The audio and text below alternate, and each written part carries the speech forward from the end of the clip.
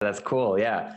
That was a long time ago. Then when he got started, say back in 2012, 13. Oh, wow. Yeah. Oh, that long. That you know him longer than I know him. That's great. Yeah. That's really cool. Yeah, your work is actually part of what we teach in this sourcing, and it's a whole. Before you actually named it open source intelligence, we started with nice 2011 work from Syria, and so it would be great if you could briefly explain the kind of work for those who are not familiar with that of Bellingcat and what you do and your background a little bit.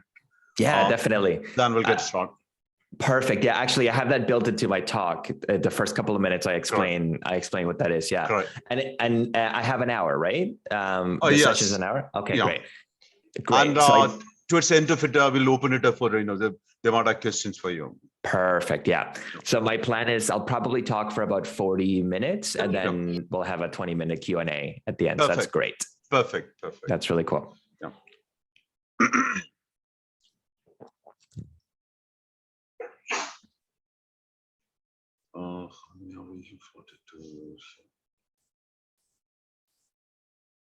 Do you have any presentation, by the way?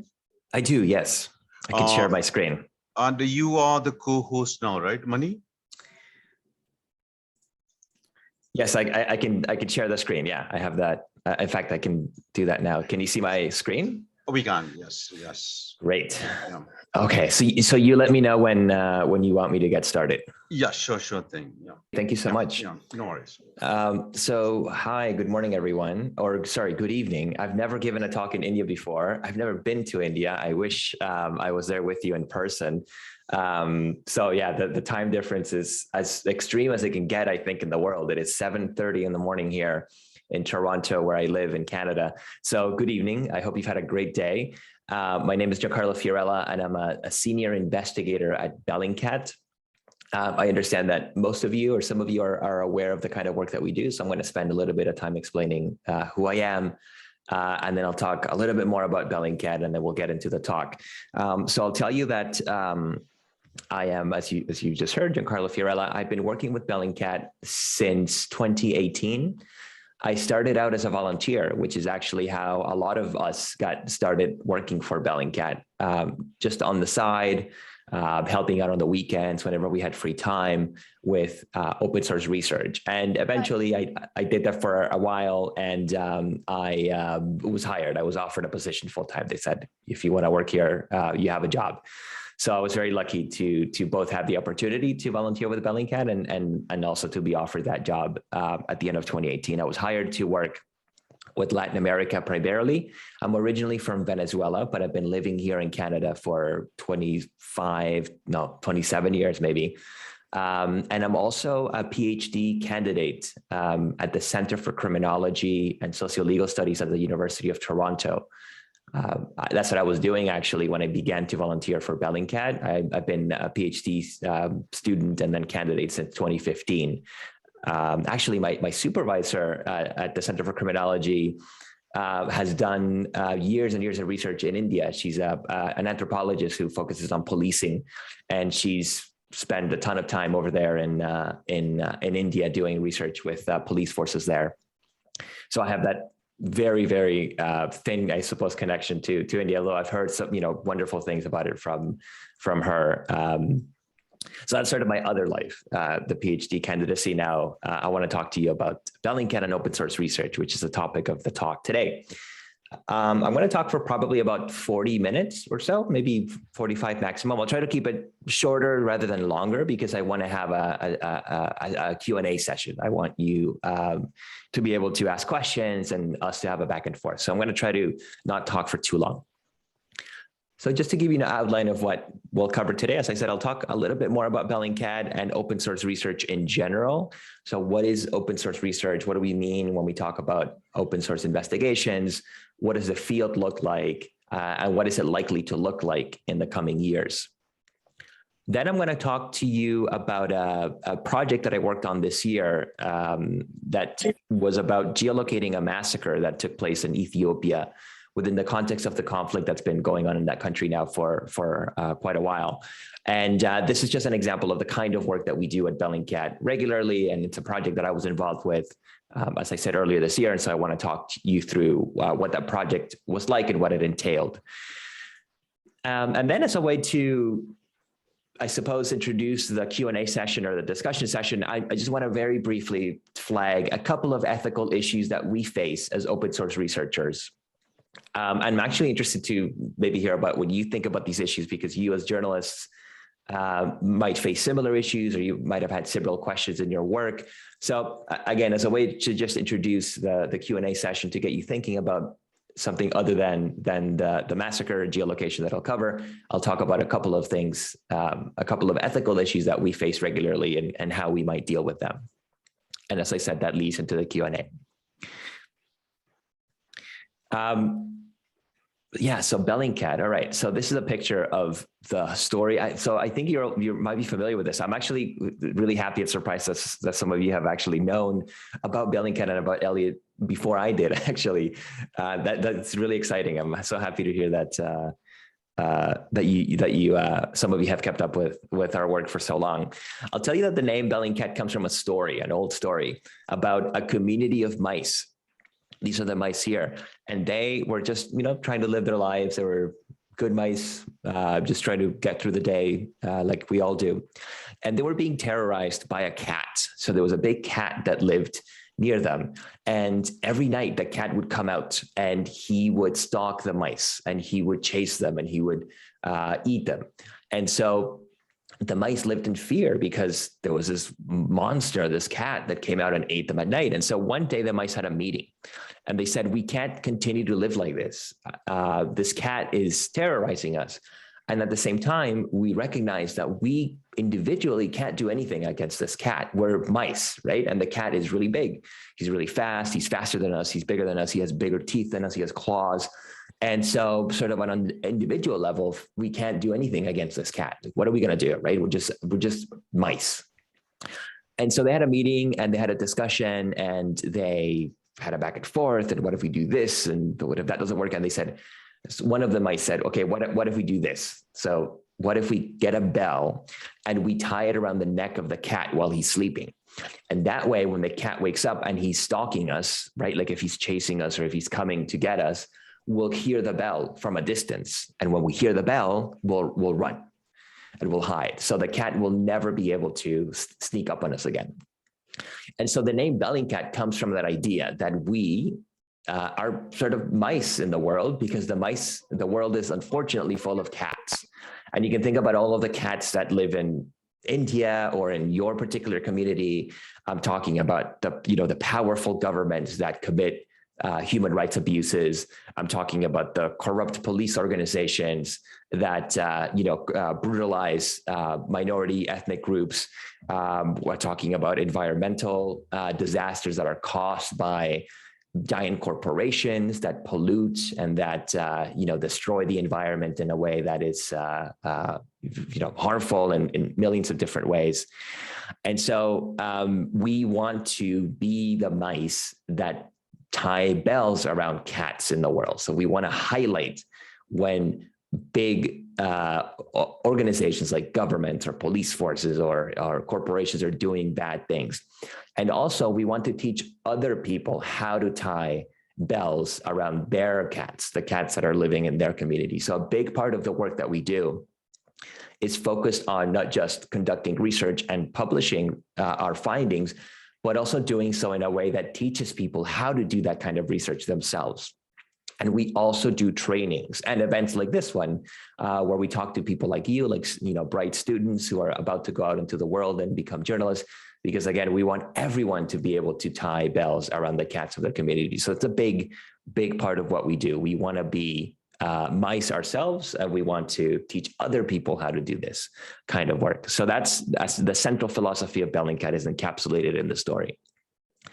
And when we talk about open source information, when we say that Bellingcat conducts open source research, what that means is that we use information that is available on the internet.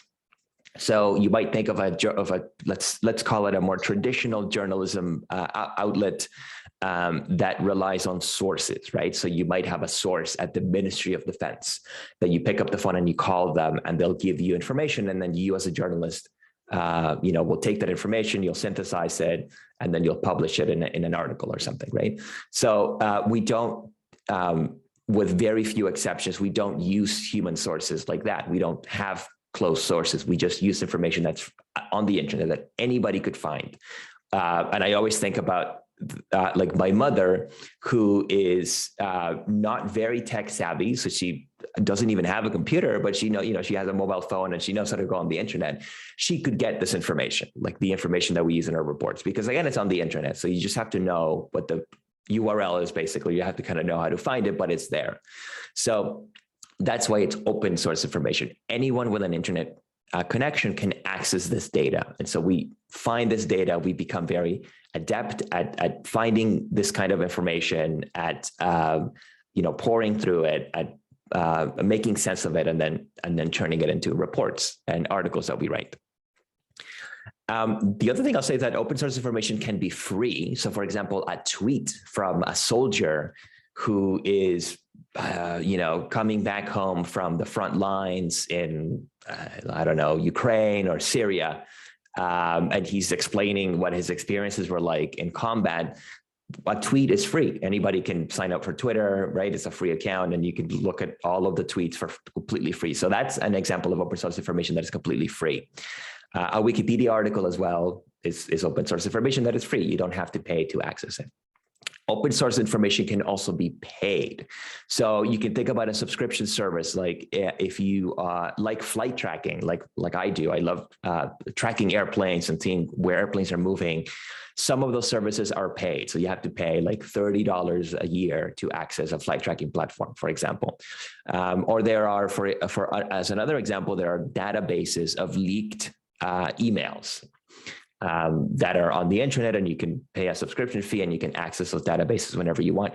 So that is also open source information. It's on the internet. Anyone can access it, but you just have to pay a subscription fee. But that also counts as open source research. And I think what's important to highlight here is that open source research is not hacking. We're not hacking anything. We're not commissioning hacking. It's not stealing, right? So we're not stealing information. It's on the internet, and it's not spying. We have been accused of being hackers, of being thieves, and of being spies by different governments who aren't happy with the research that we do. But we don't do these things, and we wouldn't do them. We have red lines that we wouldn't cross. So we would never hack information or commission someone to hack information, just like we wouldn't steal or we wouldn't spy. So regardless of what you might hear, again, from certain governments, we're not doing any of these things, and these things are not consistent with the ethos of open source research. This is a field, the field of open source research is a field that is growing, not just in journalism. So this is something that I hope is really exciting to you, because it has clear applications for journalism, but also for if you're interested in working with NGOs, or if you're interested in doing human rights research, documenting human rights abuses, for example, then you should be very excited, I think, about open source research. I only wish I had known about this field when I was much younger. I'm 35 now, but I wish when I was, 18, 19, thinking about going to university, I wish that this was a developed field that I could, go to journalism school or focus on somehow in university. Because I think, again, somebody in your position who's studying to be a journalist, if you're thinking about how am I going to get a job next year, or how am I going to find my little place in the world where I can make a career and I can make an impact on the world, open source research, I think, is something that you should really be considering, because it is growing. It has very direct applications to your work, probably, or can have direct applications to your work. And it is a field that is growing. So outside of Bellingcat, the BBC has an open source research unit, which is called the Africa Eye unit. They've done incredible work. They are made up partially of former members of Bellingcat, so people who grew up in Bellingcat, who trained in Bellingcat, who developed their skills at Bellingcat and then moved on to the Africa Eye unit. So I know that this unit has been extremely successful. They've documented some incredible cases, and I'm sure that the BBC is going to expand that unit and make it larger and maybe apply it to other parts of the world. There might be a BBC open source unit for India at some point, right? So that's something to keep an eye on. The New York Times, of course, is a very famous and a very skilled open source unit as well. The visual investigations team, they've won a Pulitzer Prize for their work. And they're also made up of a former Bellingcat member, Christian Trebert, who's a good friend of ours, who also won awards while he was working at Bellingcat. He's now there with them, producing incredible work with that wonderful team that they have there. The Washington Post has a visual forensics team that is also focused on open source research, also doing great work. And beyond journalism, Amnesty International is a famous NGO. They have the Digital Verification Corps. This is the group that works with students primarily to produce reports about human rights violations across the world using open source research. And of course, the United Nations and its affiliated bodies have also realized that there's a great deal of potential in open source research to document human rights abuses and to potentially help with justice and accountability mechanisms. And so this is the job posting, a recent job posting. Unfortunately, it closed last month. In case anybody here was interested in it, but the UN will occasionally post these kinds of jobs, which are open source research jobs. This one in particular was to work on the fact-finding mission, to work with the fact-finding mission for Venezuela. So Venezuela is a country that is not allowing UN investigators to access the country to document human rights abuses. So the UN is saying, well, we can't go there, but open source research allows us to find information about what's going on there and to document it from a distance. So we can try to do that. The International Criminal Court has also in the past used open source research, in this case, to issue an arrest warrant against a Libyan war commander. His name was Al-Warfali. His arrest warrant included open source information. So even the International Criminal Court, which is the top criminal instance in the world that prosecutes crimes against humanity, they are also recognized and think, wait a minute, there's so much information on the internet. If only we had people who knew how to find it and who knew how to geolocate and kernel locate and make sense of this data, then we could use it to do something like issue arrest warrants and prosecute individuals that we suspect have committed war crimes or crimes against humanity.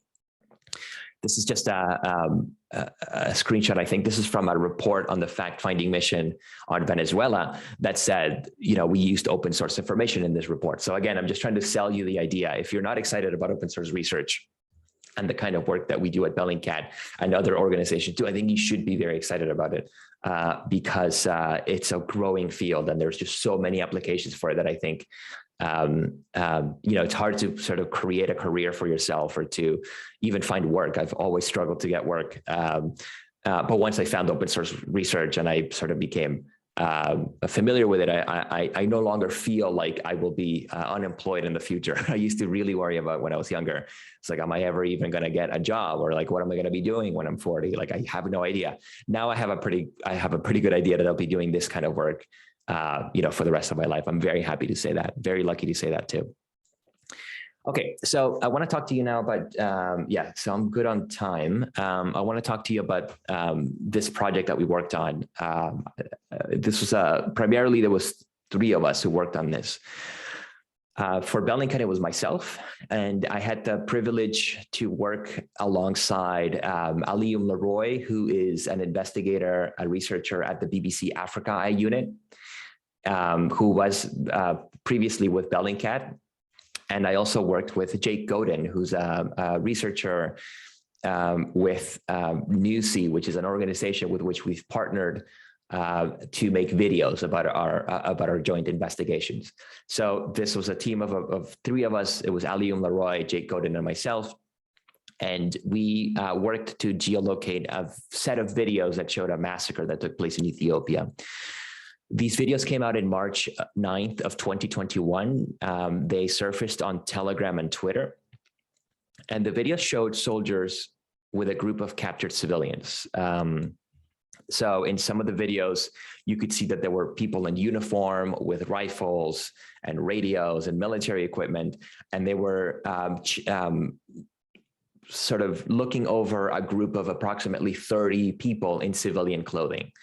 And it was clear that the civilians, had been detained by the soldiers. So the soldiers were checking some of them, probably for weapons. And they were just, it was obvious, these are soldiers who have captured these civilians, who have detained them, and they're talking to them. In some of the videos, you then saw the soldiers executing the civilians, shooting them in the back and throwing their bodies off of a cliff.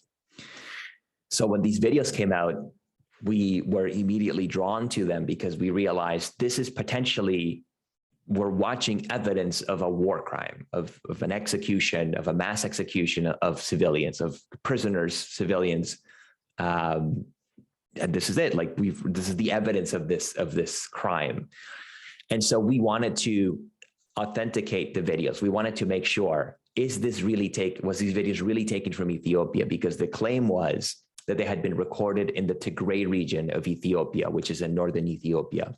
And so we wanted to make sure, are these videos really from Ethiopia? Unfortunately, there's been a lot of massacres in the world over the history of humanity, sadly. And, maybe this is a video that was recorded somewhere else. Maybe this is an old video from, I don't know, 2 years ago, 3 years ago, that was recorded in another country, and it's just come out and it's been sort of repackaged, so people believe erroneously that it's from Ethiopia. So we wanted to make sure, if this video was recorded in Ethiopia, where exactly was it recorded? Because by determining where, you can then ask more questions. You can ask, okay, so if we know where, we can ask, when was it recorded? Who was participating in this massacre? Who were the people who were killed by these soldiers, right? So in order to ask all of those questions, you first have to determine where did this happen? So some Twitter users, as part of our research process, claimed that the video had been recorded near a town called Maberedego. And initially, we weren't sure if Maberedego was the name of a town or if it was the name of a region in Ethiopia. I've never been to Ethiopia. I've never been to Africa. In fact, Alium, my partners in this, Alium and Jake, had never been there. So it was difficult for us at the beginning to even know, okay, wait, so is this place is it a city? Is it a region? If you go on Google and you look up Maberedego, Google Maps, it's not on Google Maps, right? So even finding this place was a little bit difficult. Eventually, we realized that it was a town. And so this was our starting hint. We thought, okay, so we can start looking for the site where this massacre took place near this place that's called Maberedego.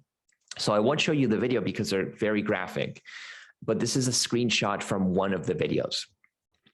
And in the screenshot, you can see that there are people. So I'll tell you that most of the people here are soldiers. So this is a soldier. These are soldiers here. This is a soldier here. And this person here with the white shawl sort of over their neck, this is one of the captured civilians. And what we see in these videos, in most of the videos, is that the soldiers are walking with the civilians to the cliff at the edge of the cliff, and they're shooting the civilians in the back, and they're throwing their bodies off of the cliff. So we watched these videos dozens of times, and this is what's called the process of geolocation. So we want to know, where was this video recorded? And in order to geolocate a video, you have to watch it a lot. And you're looking for clues. So you're looking for visual clues in the video that will allow you to then go to something like Google Earth Pro or another satellite image provider, and then you match the features that you're seeing in the video to what you're watching on the satellite image, and then you're able to make the determination. You're able to say, yes, this spot is this spot here. So in order to do that, in order to find details in the video, you have to watch it a lot. And so between the three of us, I can't tell you how many times we watch these videos just on repeat, constantly watching the videos. They're quite short, but we just watch them nonstop. And we're looking for clues. So what's a clue? What's an example of a clue? Well, we can tell that this was a relatively arid place. So it looks like there's, a lot of sand and rocks here. There wasn't any big vegetation. So there were shrubs like this one. There were little shrubs over here. So it's not like they were in a forest, for example, or like near the beach. It was sort of an arid landscape. And maybe I can ask the chat now. So if you want to participate, you can feel free to type in the chat. I think you have the ability to type in the chat. as you watch this, as you see this here, you can tell that these are mountains. Okay, so there's like, they're sort of, it's a mountainous area. But does anyone know what kind of mountain this is? What is, does anyone know the name of this rock formation here? So if just look at the picture carefully, what do you think? Maybe some of you are geologists. What do you think this kind of mountain is called?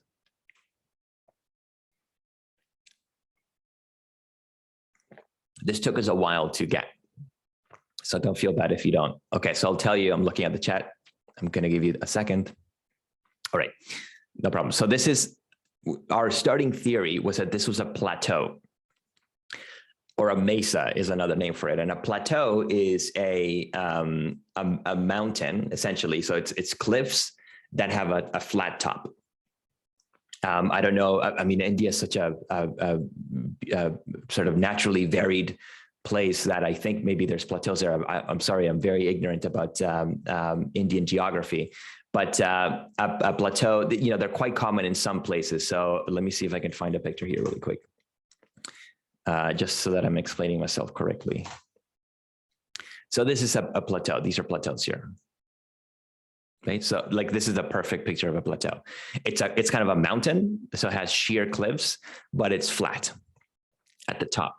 So again, we've never been to Ethiopia, had no idea if there were plateaus in Ethiopia, but we knew right away, like, okay, if this is in Ethiopia, it has to be in a place that has plateaus. And so that was one of our first hints. So again, we're watching the video, we're looking for hints, and one hint was the executions happened on a plateau.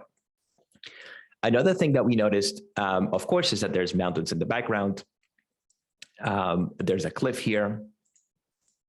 And a very important detail at the beginning of this investigation was the fact that there are shadows here. Okay, so clearly these are people, you can see them, and you can see that they are casting shadows. And the shadows are quite long. Okay. So you see a person here, and I measured this, I measured the pixels. How tall is this person, and how tall are the shadows? And the shadows were more than twice as long. So the shadows were quite long. They were more than twice as long as the person. So if the shadows are long like this, again, we're looking for hints. We're looking for anything that's going to help us to determine where this place was, where this video was taken. If the shadows were long like this, that means that the sun was low in the horizon, roughly to the right of the people who were in the video here. So to the right of this man, the sun would have to be quite low in the horizon. And if the sun is low in the horizon, that means that the camera is looking in which direction. If you want to shout out an answer, don't be shy in the chat. If the sun is low in the horizon in the shot, it means that the cameraman was recording looking to the north or south. Okay, right? So if you think about it, I had to, we had to like draw this out because it's sort of an abstract thought, but if the sun is low in the horizon, it means that it is either it is rising. So it's either early morning or it's late afternoon, right? The sun is low in the horizon. And if it was either morning or afternoon, then that means that we are looking either north or south. And that was really important because this cliff edge here, so the way that this cliff edge runs, if we are looking south or north, we know that we are because of these shadows, then that means that this cliff edge roughly runs north to south. So that's a really important clue as well, because if you give me a picture of 100 plateaus in Ethiopia, I can eliminate all of the ones that don't have cliff edges that run north to south. Right? Again, this is a clue that's going to help us to focus our search. And so that's essentially what we did. We went to Google Earth Pro, which is a free program. Everyone can download this. Some of you might have it already. You don't need a fancy computer to use it.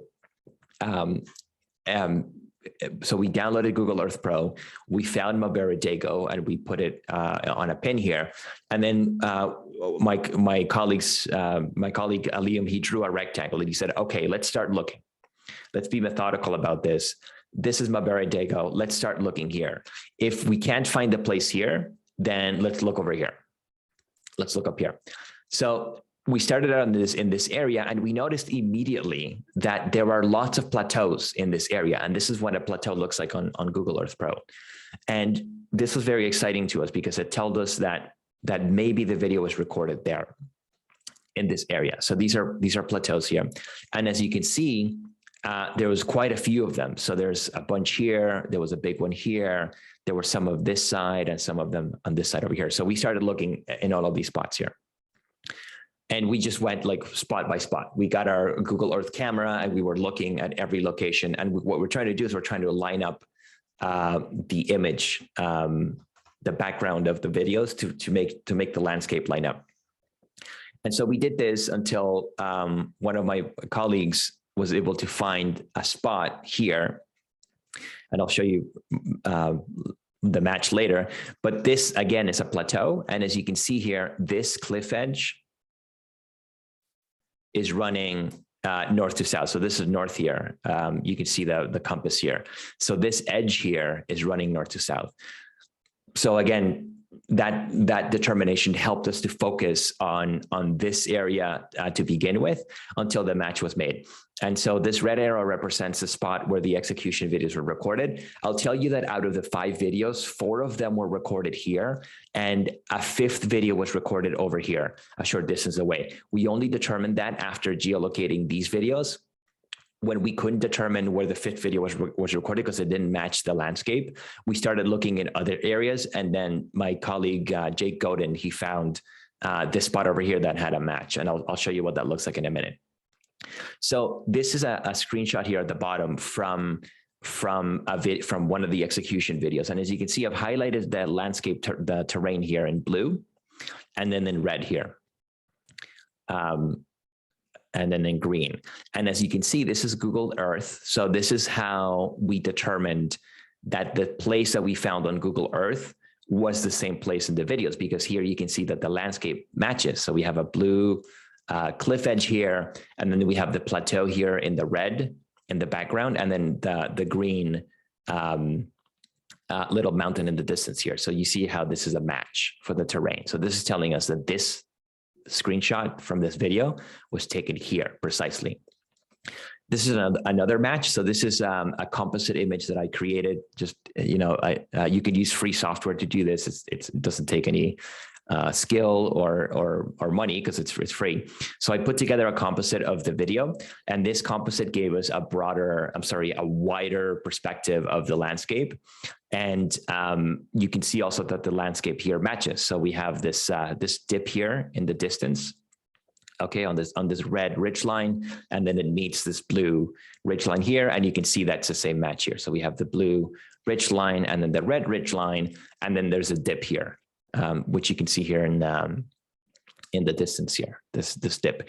I'll tell you that this platform on the top here, this is not Google Earth. This is something called Peak Visor, and Peak Visor is great because the way that it draws landscape to my eye, and I think to a lot of people's eyes, is clearer than the way that Google draws landscapes. So you see the contrast between the terrain is not very clear with Google Earth Pro, but with Peak Visor, the contrast in terrain is very clear because they highlight it with black, these black lines. So anyways, all of that is to say Peak Visor is wonderful. It helped tremendously with this particular case. I know lots of other open source researchers regularly use Peak Visor. And what's interesting about Peak Visor, besides the fact that it works really well for this, is that it's not a tool for geolocation. Peak Visor is a tool for hikers. If you like hiking, if you like going out into the mountains, you can, take your phone, you can download Peak Visor on your phone.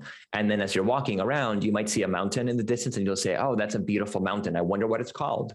And then you turn on your phone and then you point it to the mountain, and Peak Visor will tell you that is mountain, whatever the name of the mountain is, and it's 600 meters tall, and it will tell you the elevation. So it's an app that a group of people created for hikers, for people who like to go out and camp and walk around, in nature.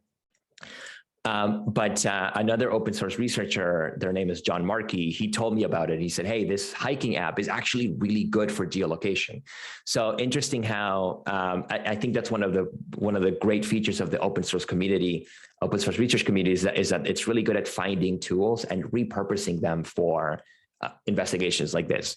I can bet you money that the people who created PeakVisor, well, yeah, I'm pretty sure that they had no idea that their hiking app was going to be used to, geolocate massacre videos in Ethiopia, or to help with human rights investigations.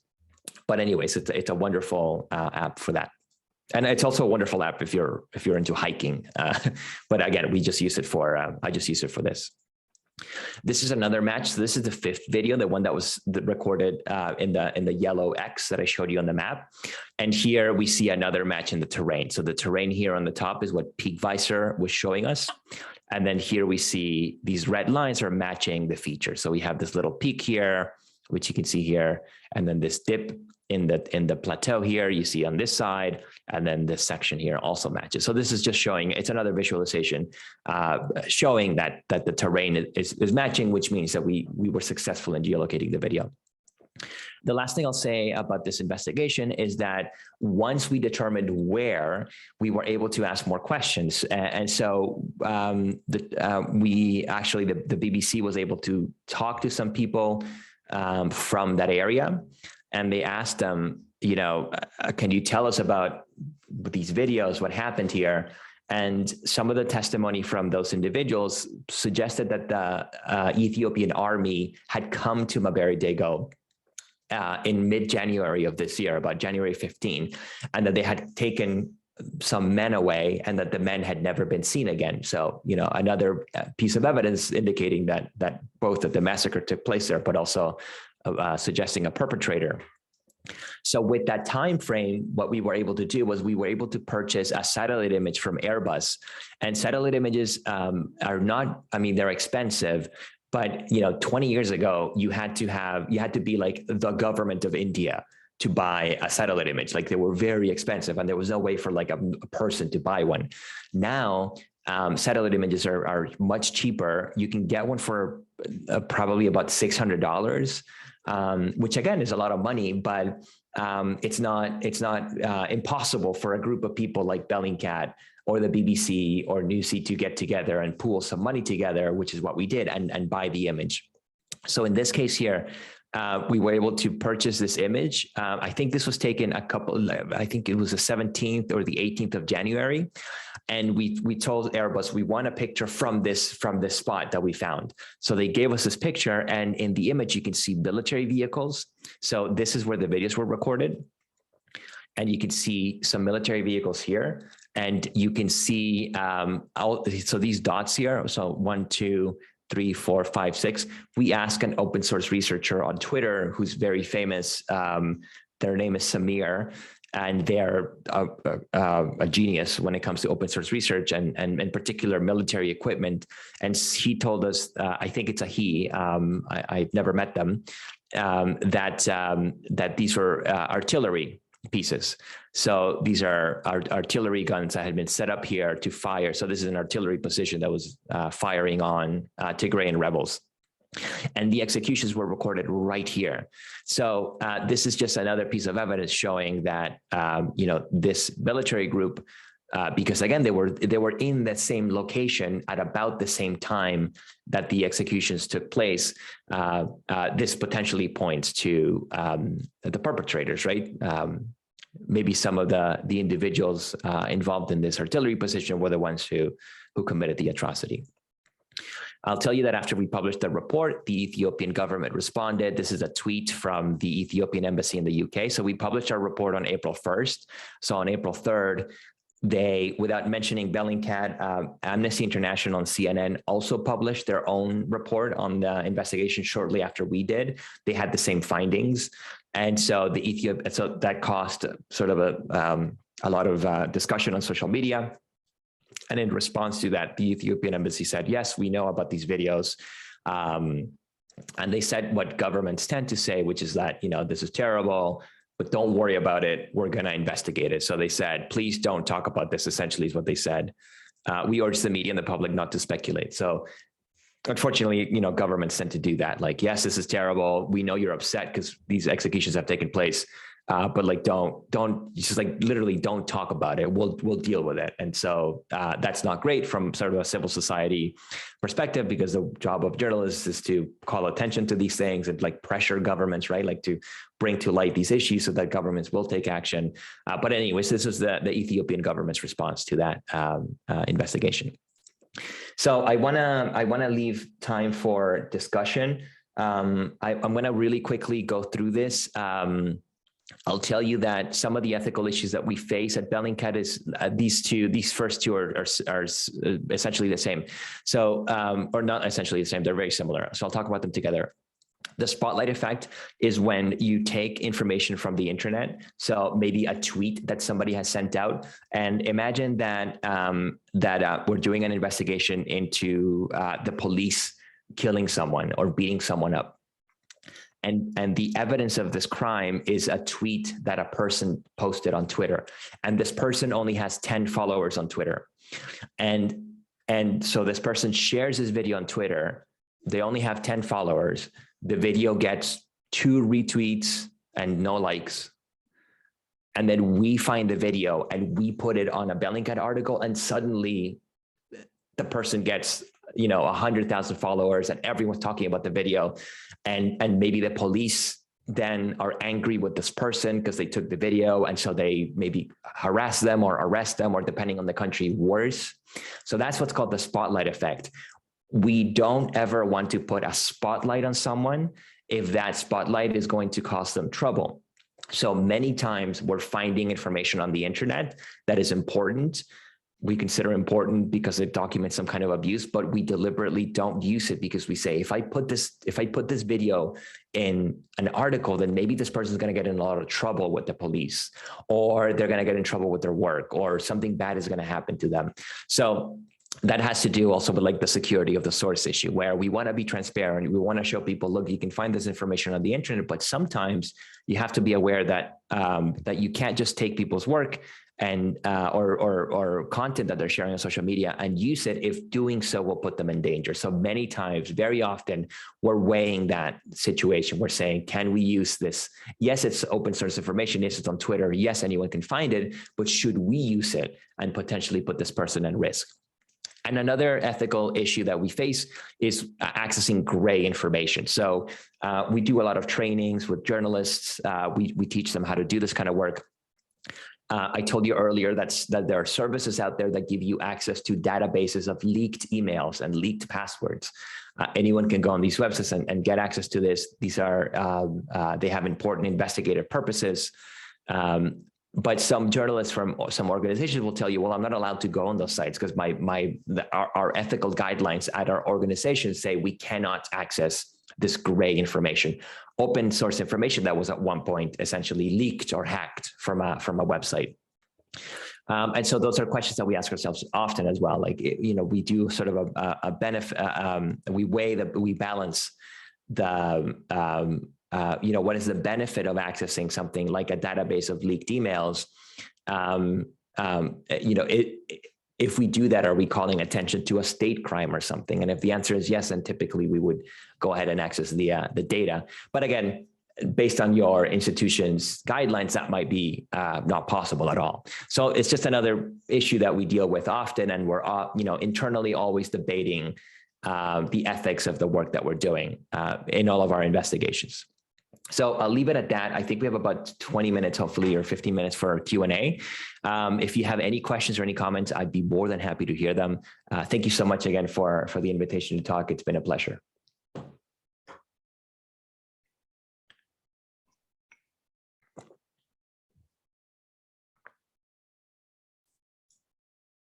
Carlo, I have a question. Let me get started, guys. Excuse me for that. Could you just walk us through how you make use of Planet Lab for satellite imagery? Oh yeah, for sure. So that's a really good. So Planet is a satellite image provider, and they're great for a number of reasons. I don't work with them I mean, we use their images, but it's not like, I'm not trying to sell you their service. It's not like we're going to get money if you subscribe. But Planet Lab is really great because, let me just show you here really quick. I'm going to pull it up on the screen. They have very accessible satellite imagery. So meaning that it's not prohibitively expensive. They have a couple of constellations of satellites, dozens and dozens of satellites in orbit, and they're very quick in responding to a request. So you can call Planet and say, hey, I need a satellite image from this place in the world. And within 3 days, usually they'll send a satellite to that spot, take a picture and give you the picture. Let me see here. Let me just look this up really quick. So we have a subscription with them. We bought a subscription recently. And what we've been doing is that we've been, we asked Twitter, we said, hey, we have this capability. What do you want us to take a picture of?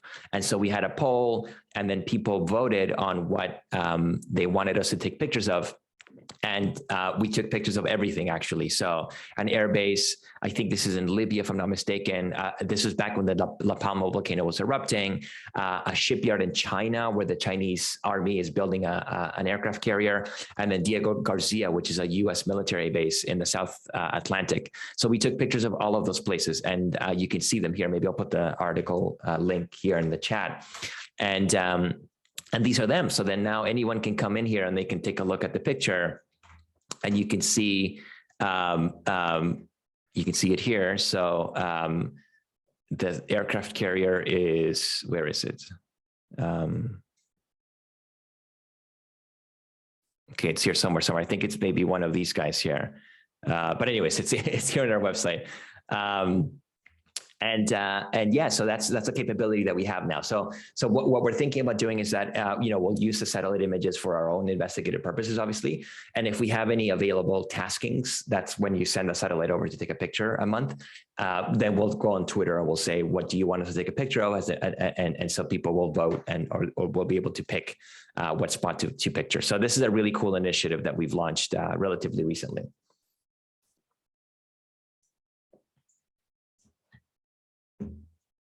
Guys, any questions? You can just raise hands and go for it. I have a question here. Oh, sorry. Go ahead. I have one in DM, so we'll go to the DM question after you. Yeah, Anjana, go ahead, please. Should I go ahead? Yeah. Yes. Okay. I was a little bit confused by the spotlight effect, and how it's an ethical issue, because I mean, if someone's posting something on the internet, you know that you're doing that, right? Like there's always that possibility that whatever you post will like go viral if you're sharing information. So, I mean, is that really like, does the responsibility fall on Bellingcat or other open source investigators, or is it like something that the person's agreeing to when they are posting online? Yeah, that's why it's an ethical discussion, right? We could say they are. I could unanimously say, well, you should have known, right? Like you should have known. And if you get arrested by the Iranian government because you posted a video of the crash of this airplane. So this happened specifically a lot with, you remember last year there was an airplane that was shot down, a commercial airliner that was shot down over Iran, PS752. And we found lots of videos that people were recording of a fireball in the sky, right? And because this happened at night. And so lots of people came out and they posted these videos of like an explosion in the sky. So those people had no idea that this was PS752, that it was a commercial airline that was shut down. So in the aftermath of the shoot down, when it came out later that this was a commercial airliner that maybe the Iranian authorities had shut down, we later found out that they had shut it down. Then that complicates the picture, right? Because then the consent is not necessarily there. Like, yes, I recorded a picture of a thing that was exploding in the sky, but I had no idea that it was a commercial airliner. And you can very easily imagine the government saying, well, we're going to go after the people who recorded those videos. We need to arrest them because we want to cover this up. I'm sort of imagining a hypothetical situation here, right? So then that consent of I am sharing information on the internet, knowing that it's going on the internet and the responsibility is on me if it goes viral and I should have known, is immediately complicated in these kinds of cases, right? Because as soon as you introduce more data, as soon as, then maybe the person would say, well, if I had known that it was a commercial airliner that the Iranian government had shut down, I wouldn't have shared that picture because, I would have been too scared, or I don't want to get into trouble or whatever, right? So I totally see your argument, and we often side with that interpretation. We often side with the interpretation of, well, this is an account that's sharing information on Twitter, and they want it to go viral. Potentially, they want people to see the police attacking people, and that's why they're sharing this video. We often go with that interpretation, but there are cases where that's a little bit more complicated, like, for example, the PS752 shoot down.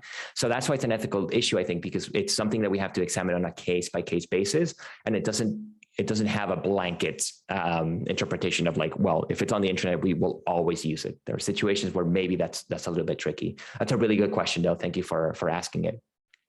If I can jump to Asta, who has a question in the DMs. They say, can you explain gray information once more? Yes. So I very quickly went over gray information in the end. So open source information is any information that's on the internet, is what I said earlier. Now, some information is not open. For example, if you have a Facebook account, your password is closed, like it's your password, right? So passwords, emails, there are certain things that are not open, but they're yours. Sometimes hackers will hack a website and they'll leak a list of passwords and users on the internet. So this happened to LinkedIn a while ago. So there was somebody hacked LinkedIn and they leaked passwords for 6.5 million users. This happens every couple of months with every website. So these passwords and these email addresses, they're leaked. So what that means is that somebody puts them in a text document essentially, and they put them on the internet. And there are websites where you can access those leaked databases, and you can sometimes see their passwords in plain text. So if you're a hacker, that's how hackers get into your accounts. It's not like in the movies where, like the hackers are on the computer typing really fast and they're like, doing some magic to like get into someone's account. The way hackers work most of the time is that they just go on these websites and they see your password and you haven't changed it in like 3 years. So then they just hack your account that way. So this information is technically open source because it's on the internet and anyone can find it, but it used to be closed. So someone either leaked it or hacked it from LinkedIn. And so this is what we call gray information. It's information that was once closed, but is now open.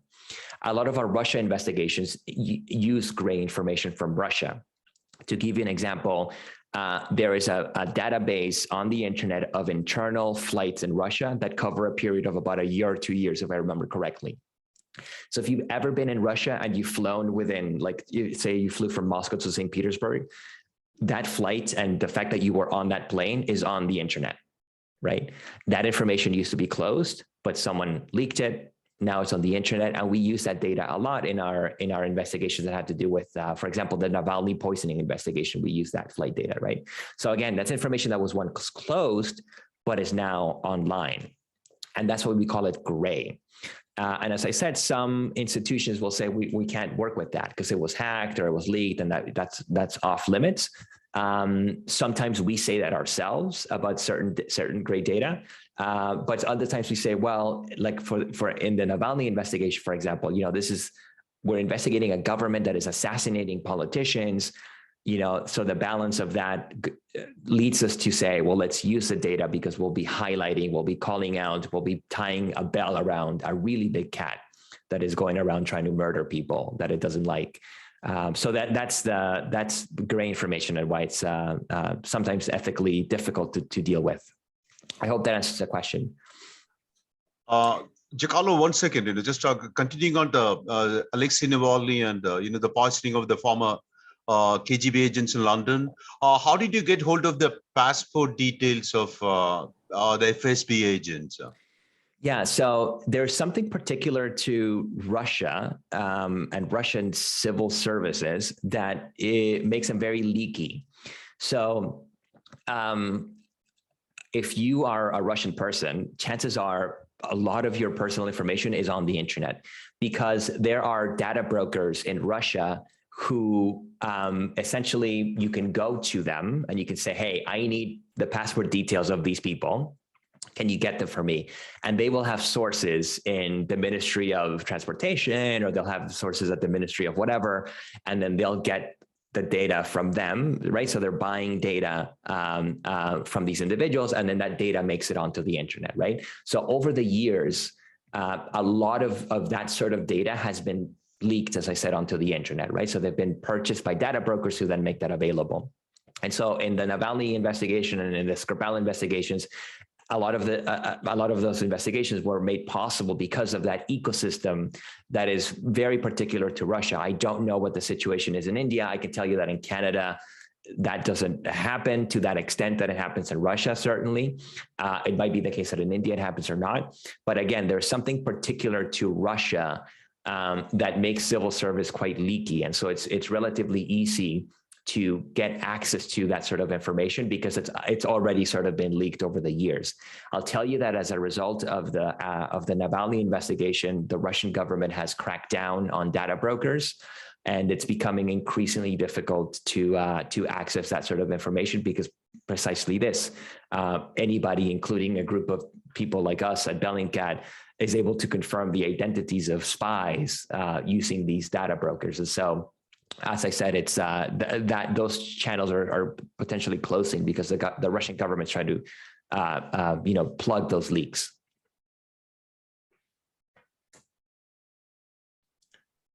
Anybody else? Does anybody else have any questions? Oh, I see Sonika. Hi, Sonika. Hey. Sorry, I just kind of wanted to go off of the Navalny topic a little bit as well, because I think that's when I first really had Bellingcat on my radar. But I just wanted to know if you generally do collaborate with journalists, or just like what that sort of process looks like in terms of collaboration, since obviously like NGOs and human rights groups are also could use your resources. Yeah, just sort of what that looked like. Yeah, thanks. That's a great question. Again, Sonika, thank you. So yeah, I'll tell you that we do often collaborate with other organizations. And there's a couple of reasons why we do that. So in general, as I said, the broader philosophy of Bellingcat is that we want to help everyone do this. So one way that we can do that is by working closely together with other organizations so that, we co-learn from each other. And eventually the idea is that, we'll be better at our jobs because we're learning from them, and they'll be better at their jobs because they're learning from us. So sort of on principle, we're always open to collaboration. Another reason why we collaborate is because obviously we're not journalists in the sense. We're not journalists. I'm not a journalist, although I do journalism, and so we have gaps in our abilities and our experience. So I've never had to speak to a source. I don't think I could ever interview someone. Like, I just don't know how to do that. Like, to pick up a phone and like ask someone a question like a journalist, I've never done that. I would get so nervous. So collaborating with traditional news organizations who are really good at that and who have really good human sources and who can send people out into the field and ask questions and interview people, that's also a clear reason to collaborate, because together we can achieve more, right? So we do that a lot with, as you're saying, the Russia investigations, with the Insider and other organizations in Russia. And another reason why we collaborate and why we like to collaborate is because we have very, very, very big blind spots. We are only I think there's only about 15 investigators in Bellingcat. And the world is a huge place. And unfortunately, as we all know, there's lots of cats in the world. And so a good way to pool resources and to bell as many cats as possible is to collaborate with people. So I personally do a lot of work with Colombian organizations. There's one in particular, 070, which is also a really small outlet in Colombia, but they do amazing work. And so when we collaborate with them, we're able to draw from their expertise, their local knowledge, their momentum that they've built through their investigations over time, And so again, that allows us to achieve more than we could do individually. So in principle, we are always looking to collaborate. We're always open to collaborations. If we find organizations that have our same sort of philosophy and goals and ideals, then we're always happy to shake hands and work on projects together. I hope that answers your question. Malavika, go ahead, please. Hi. So I want to preface this by saying that I'm not a skeptic, but I wanted to, following from Sonika's question, I wanted to know that in case like Maperedego, isn't it important to conduct like an on-ground investigation looking at the sensitivity of a case of this nature? So like, what is your take on that and of the organization in general? So then in those cases, do you collaborate with journalists on ground to find out how this incident happened, if it actually happened or not, and like, the logistics of it? Yeah, totally. So the answer is yes. So ideally, that's speaking to what I tried to answer earlier about, we have very clear limitations of what we can do, right? So if we can help a journalist on the ground by saying, look, we think it happened here. Can you send someone over there to talk to the people in the town and see what happened? Then yes, then we're doing our job, right? We do that a lot with this organization in Colombia, 070, where we're able to sort of help direct the research flow, and based on what we're able to contribute to the research, then 070 will say, okay, we're going to send someone to interview the police chief here, or we're going to send someone to knock on doors here to see if anybody has a video from this event, right? So the answer is yes. Now, sometimes that's impossible. And in particular, in the Tigray conflict, access to the area is extremely difficult. Under normal conditions, it's kind of hard to get there. And within the context of this conflict, it's virtually impossible to access Tigray, right? And so in some situations, you just can't go there, right? Or nobody can get to that area. And so then in those cases, the kind of work that we do is helpful, because if the option is like nothing gets out of this area and no one ever finds out what happened, or we have a report that didn't go to the ground but was able to contribute some knowledge to what occurred there. So in that sense, the kind of work that we do is also helpful. But ideally, I would say like a perfect investigation with a partner would look like that. We're able to say, look, we know where it happened. Can you send people there to investigate? And then they would go and do that. So yeah, that's sort of like as I said, like the dream investigation would be a joint sort of project like that. All right, thank you. Yep. Who's next? Yes, I see that they're turning on their camera. Giancarlo, I think. Hi, I'm sorry, I'm mispronouncing everyone's names. I apologize. That's completely fine. I mean, building off Sonika and Malavika's question, I had a couple of doubts regarding, the survival rate of organizations which kind of collaborate with organizations like yours in places where free speech laws or censorship laws kind of make it almost impossible for them to come out with information like this without the constitutional safeguards with which like your organization possibly has in the US. Like Navalny's organization itself, FBK, which is the Anti-Corruption Foundation, was declared a foreign agent in 2019, exactly 2 years back, and it was liquidated by the Ministry of Justice in Moscow. So hypothetically, if they were to like sort of collaborate with you, that would put their existence at risk. So say in Russia, or for that matter, in places like China with respect to Taiwan, or with respect to some other sensitive information which might put their organization at risk, how do they go about coming to you with this information? Because you will still be safe when you release this information, which can't be said the same for the counterparts which reside in places where they don't have that kind of guarantees of safety. Yeah, excellent question. And yeah, the foreign agent law in Russia in particular is an insidious one. We've also been declared a foreign agent more recently, Bellingcat, and the way that the progression goes is that once you're declared a foreign agent, it's not always the case, but there's a more sort of strict or it's called the undesirable agent, I think, designation, which you sometimes sort of get promoted to from foreign agent. So Yeah, it's happened to us as well. And very clearly, the purpose of that law is to prevent this kind of work from being done, right? Unfortunately, as you all know, governments are really good at coming up with ways to make journalism impossible and difficult. So, that's an interesting question, because I suppose it's asking, how do you work with people who cannot work with you? And so I suppose the answer is that a lot of times we don't. So I can't tell you how many organizations have thought about contacting us and they've said, well, you know what, we just can't, because then Beijing is going to be breathing down our necks, or because we're going to get arrested or whatever, right? So the answer might be that that's happened a million times. I just don't know. I don't know how many times we haven't been contacted. I'll tell you that we have done work with groups of folks who are much more courageous than I am personally. I can think of, in particular, I did an investigation into the murder of a journalist in Mexico, Miroslava Breach. She was killed by a drug cartel for reporting on the activities of this cartel in Mexico.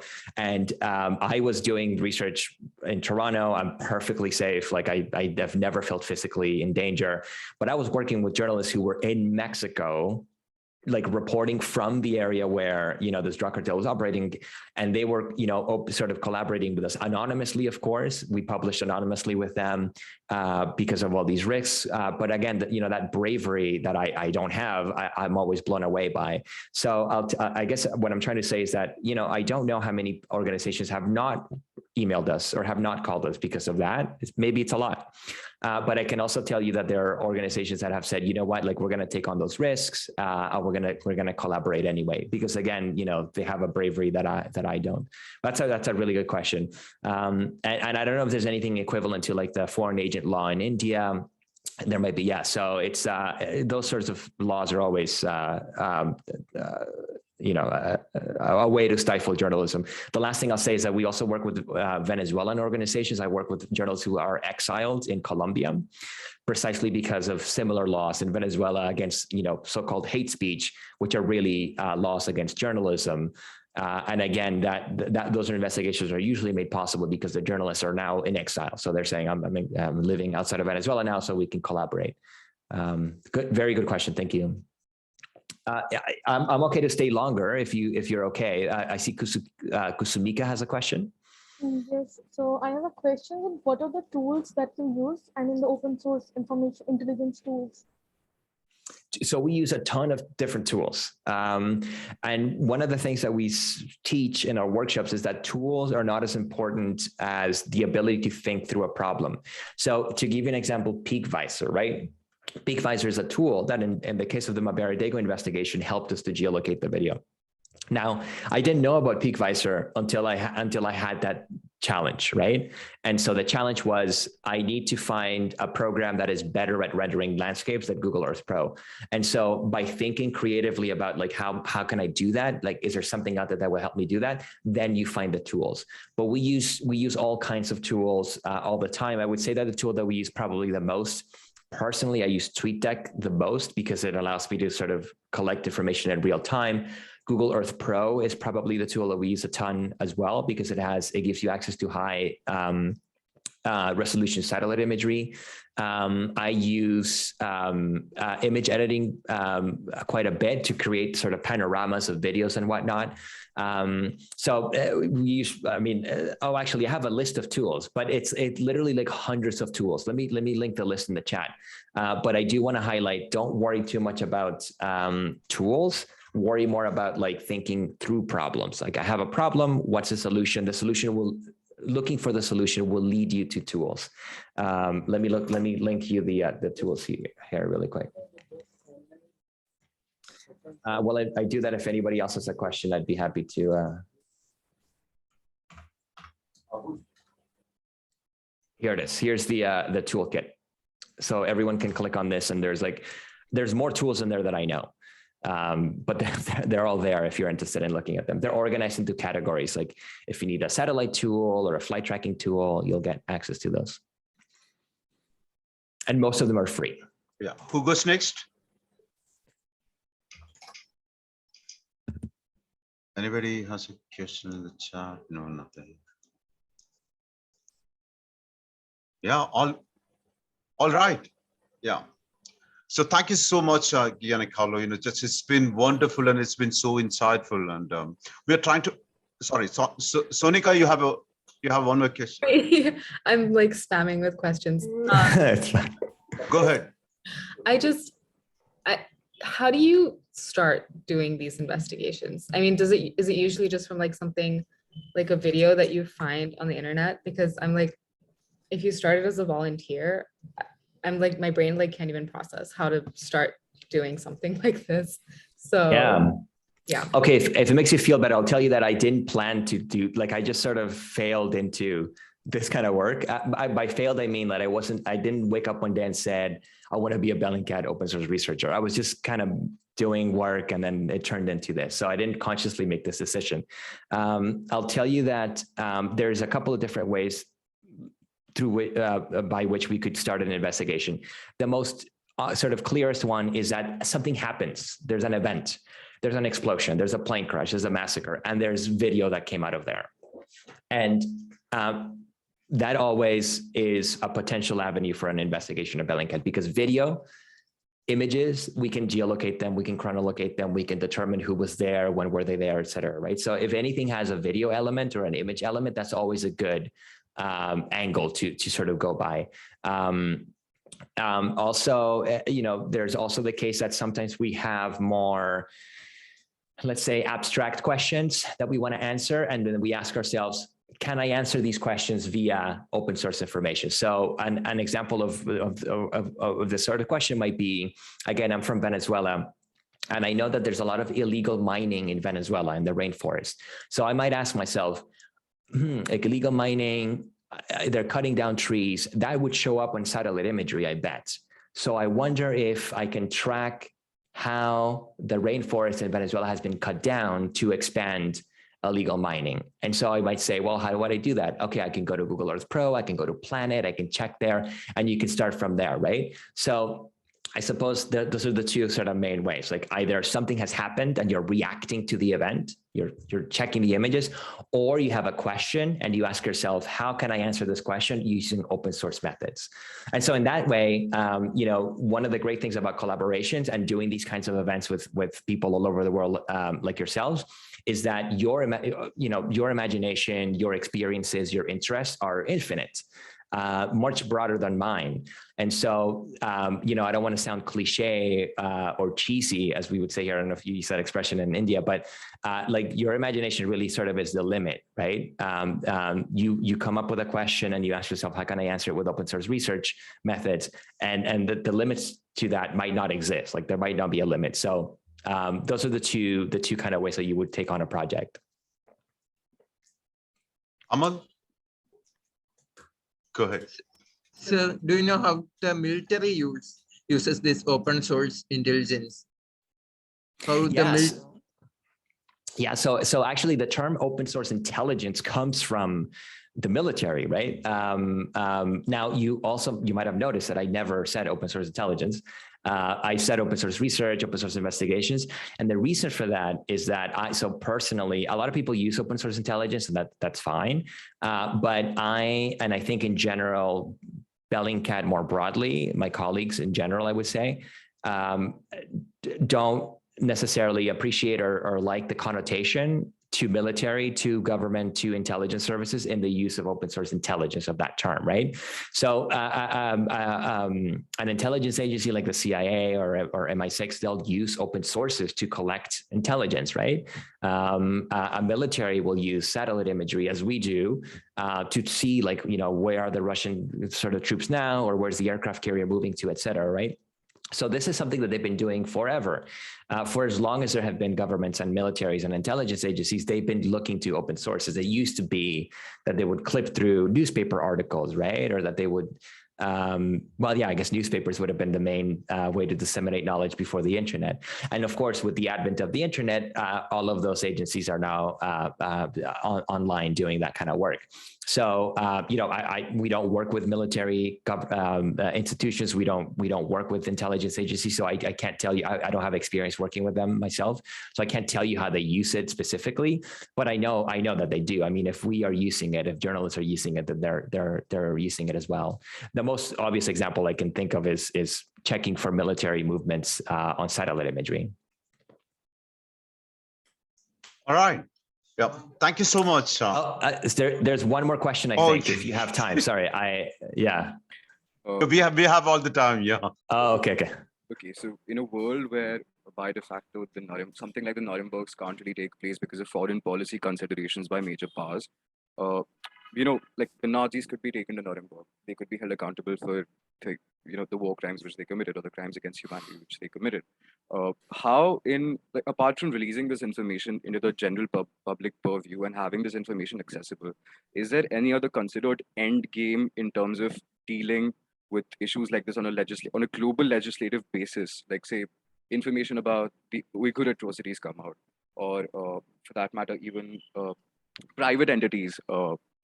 So like, what's the consideration with respect to something like holding them accountable when this information is released? Yeah, that's an excellent question. So I'll tell you that, of course, I don't want to like publish something and then have that be like the end of it, right? So with the Mabaridego investigation, my hope is that eventually the people who executed those individuals will be held to some kind of justice, right? They'll, I'll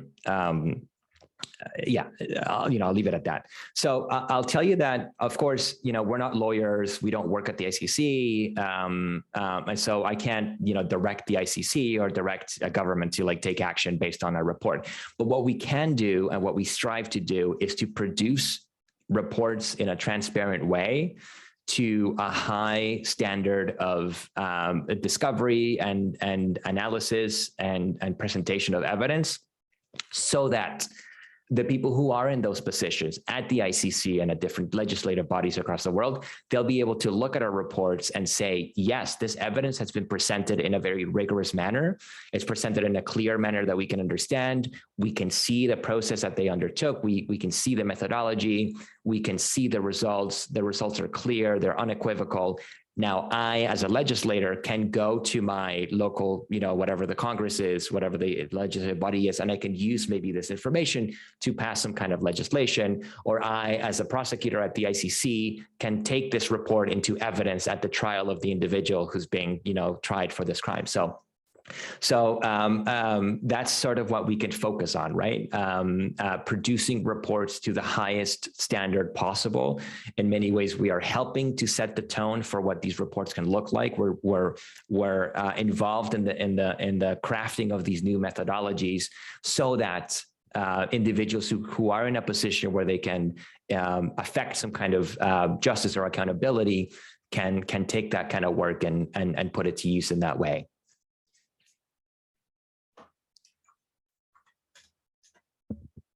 Yeah. All right. Any more questions? No more questions, I guess.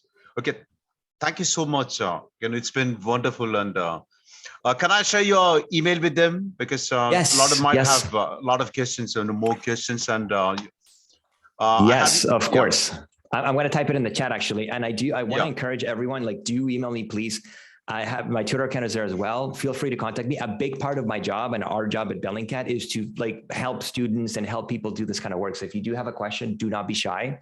It's literally my job to talk to, as I said, bright sort of students and journalists like yourself. So I'll be more than happy to chat whenever. Excellent. Okay. Thank you so much. And it's been wonderful session. Okay. Thank you. And have a nice day. Thank you. You too. Yeah. Thanks for the invitation. Yeah. Have a good one. Yeah. My pleasure. Thank you, sir. Thank you, sir. Thank you, sir. Problem. Bye.